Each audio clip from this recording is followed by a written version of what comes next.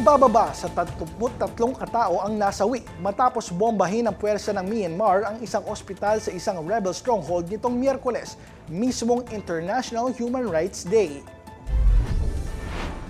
Ayon sa mga residente, isang military jet ang naghulog ng 2 500-pound bomb sa isang ospital sa Rakhine State, isang lugar na kontrolado ng Arakan Army, mga ethnic rebels na kumukontra sa pamamalakad ng Myanmar junta.